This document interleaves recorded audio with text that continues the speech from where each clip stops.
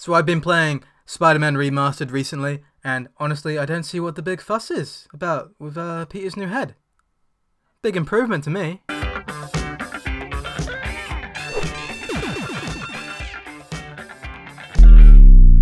All the buzz surrounding Spider-Man Miles Morales, I thought this was the perfect time to play this.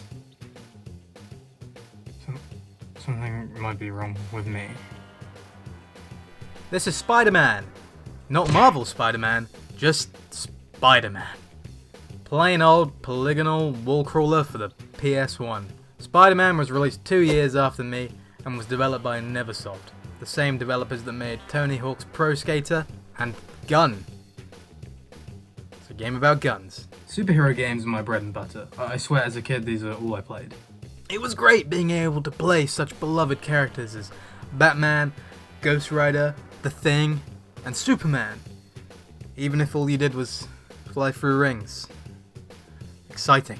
Back then, most of these games were crappy movie and cartoon tie-ins, but every now and then, you'd stumble across one that actually had some time, love, and care put into it. Games such as Hulk Ultimate Destruction, The Punisher, and X-Men Legends.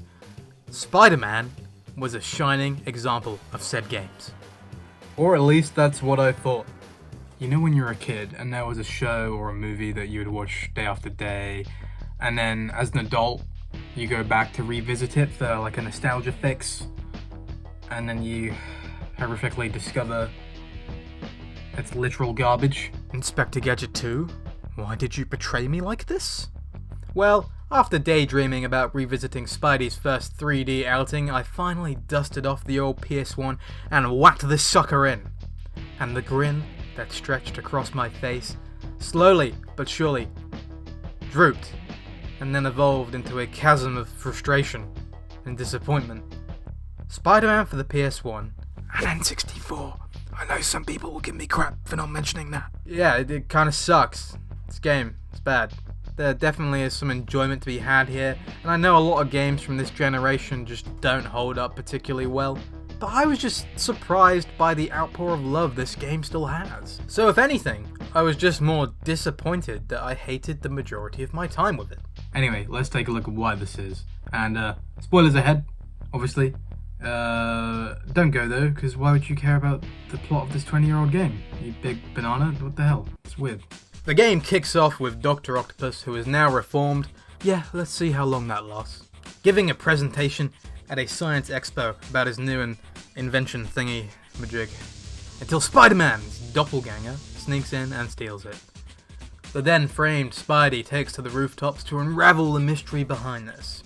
Now, because the PS1 has as much processing power as my stapler, unfortunately, a fully explorable New York just was not possible. But give it time, it will get there. It will get there. Spider-Man, one day you will swing free, my friend. You are relegated to traversing the tops of skyscrapers, which, funnily enough, the game actually gives reasons for in the plot. See, the streets are flooded with a strange fog shortly after the incident at the Science Expo, meaning Spidey is unable to visit the streets below. Police, are you really not going to do anything about that spill? Literally just go and close those vents. Like, what are you, BP? Stan the Man himself then segues you into the first level. So get ready for a true superhero action thriller, packed to the brim with thrills and chills, twists and turns. Aw, sweet. Wait, what is that? Ah! Kill it with fire! I'm so confused. She's simultaneously thick, ripped, and the ugliest thing I've ever seen. Black Cat, hopefully they'll get you right next time.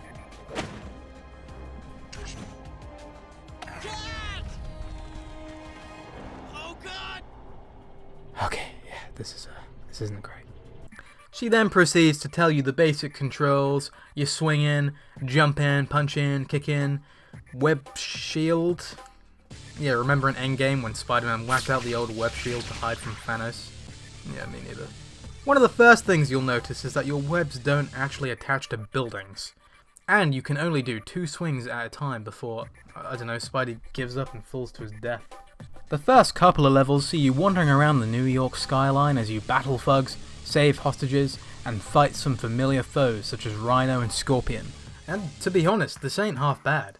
This is the most fun I have with this game. Even though the swinging isn't ideal, You can't even change direction mid-air. It's still pretty fun to traverse across rooftops. Back in 1998, this would have blown my 2-year-old little mind. Although most things probably did at that age, like Stretch Armstrong, or even combine harvesters. They're pretty interesting. The controls here are pretty finicky, but these more sandbox-style levels make up for that, as no precise platforming or strict pathways are required from you. This is foreshadowing to later when they don't do this. Venom then says that he's kidnapped your wife Mary Jane. A drawn-out cat and mouse chase then commences, which slowly leads the webhead to the sewers. Can we please have one Spider-Man game where you don't go to the sewers? You then fight some lizards made by the lizard... Not gonna delve deeper into how that happened. And eventually, you battle Venom and save MJ. Venom then realizes that Spider-Man wasn't actually the one who broke his camera at the beginning of the game, and says sorry. I swear that's literally the reason why he stops fighting you, because you weren't the one who broke his camera. It's so dumb. Still a better reason than why he hated them in Spider-Man 3. Oh wait. Give me some of that web action. See you, chump. What the hell? It all makes sense. Now with Turd in the Wind on our side, we quickly encounter the symbiote bad guy Goops. Try saying that 3 times fast. These purple fricks were made by Carnage. How do these villains keep making little versions of themselves? I'm not excited for the tiny dog ox.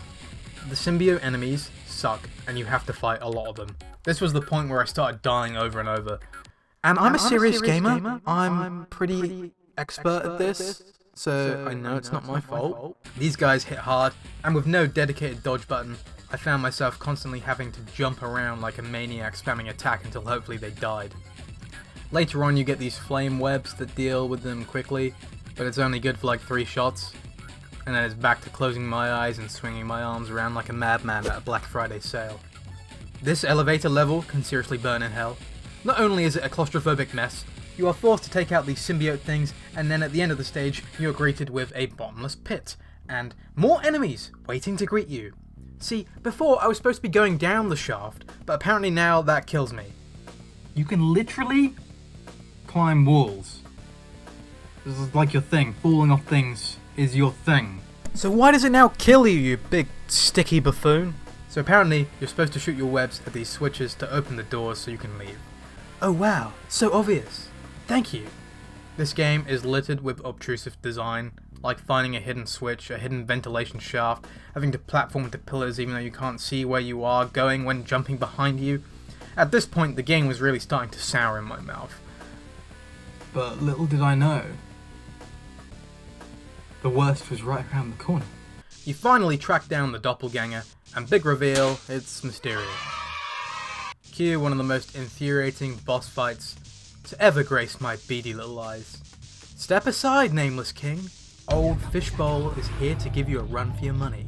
Like most great bosses, Mysterio has multiple phases. There's the, oh god, these controls are awful phase, shortly followed by the, these lasers are the worst, I thought this game was for children phase, which is then topped with the epic finale, I'm just gonna keep spamming, oh no, I fell, I'm getting electrocuted, and you keep stepping on me, and now my controller is a permanent feature in my living room phase.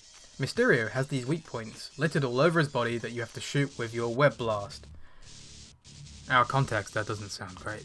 See, the catch here is that to fire a web blast you have to hold left and triangle at the same time. And now obviously, this is dumb, and it doesn't work. Multiple times during the fight I found myself trying to attack but instead wandering off to the left and falling off the platforms. Then, when you think it's finally done, you get bombarded with lasers that are impossible to dodge and drain your health faster than a Big Mac. On my 21st birthday I went out for drinks, you know, as you do for your 21st, and as quickly as we got there, we had to leave after a bird decided to poop all over my chips and my friends, and myself actually. I got a long streak down my back. That was a good night, And subsequently, my friends had to leave because they refused to stay out. I learned 3 things that night. Number 1, bird poo isn't a good substitute for mayonnaise on chips. 2, my friends need to grow a pair. because it's just a bit of poo. Like, come on, guys, you could have stayed out. And 3, I would happily relive that night over and over again instead of having to fight Mysterio. Like, seriously? F you, Mysterio. F you. Replaying Spider-Man 2 and knocking him out in one punch is going to be so much more satisfying now. It sucks, I hate it. Moving on. Shortly after is another exceedingly difficult level where you have to traverse these platforms whilst dodging turrets, and it's just so janky. I want it to end. Wait, turns out Doc Ock actually was evil this whole time. What a twist! The bad guy who said he was not bad was bad. Cue an absurdly easy fight with Doc Ock and then Carnage, who is just a red reskin of Venom. His face is completely wrong. Even his health bar has the right design. Why is this wrong? God, my nerd is showing. Then Doc Ock merges with the symbiote attached to him, like in my 8-year-old fanfiction action figure fights. Become Carnage. Do it. Become him. However, you don't fight him. It's just a chase sequence, which is not half bad actually, and it's a bit tense. It's a tad bit tense. Carnage Ock, Dr. Carnock? Symbiote Goop Ock, yeah, there we go, that's good. Gets exploded, and the day is saved. There's then a few amusing cutscenes where Spidey is playing poker with Daredevil, Captain America, and the Punisher. Followed by an epilogue with the villains in jail. Not gonna lie, I do kinda love that Mysterio has a pin-up poster of a girl wearing a fishbowl. It's kinda funny. But that still doesn't make up for his BS. Never forget. Boom, that's it. Roll the credits. Wait a minute. What is that sound? I take it all back. Game of the year. Game of the decade. Game of the 2 decades. That's it. The game. Although, this may have rocked in the year 2000, but now, it's kind of rough. This is a rough game. Now, I love the respect for the source material. The story here is very campy and fun, plus all the cameos from other Marvel characters are great, even if they do nothing. Seriously, Punisher offers to help, and I was like, sweet, a cool team-up level. And then Spider-Man was like, nah. We can team up. You cover my back. No thanks, Mr. Death Wish. I'd like to keep the body count low, if you don't mind. Fair enough. And that was the last of him. There are also unlockable suits, some of which have their own gameplay benefits. For example, the black suit has unlimited webbing, but the game really starts to crumble when it comes to its core gameplay and level design. The opening missions are great, but as soon as you're thrown into these cramped, enclosed hallways, all the floors suddenly start rearing their ugly head. I may have been a bit harsh on this game. Sorry if you love it and I've offended you. Don't hurt me. I completely respect that, but for me, it felt like wiggling a little bit of poo off my butt after a long, painful dump. I hope I created that mental image in your head. That's what it's like. At least the sequel improves on these things, right? Right? Is this video bad? Please like and subscribe. And if it is bad, please let me know in the comments. And I will see you guys on the other side of the Spider-Man. Bye. Lockdown's getting to me.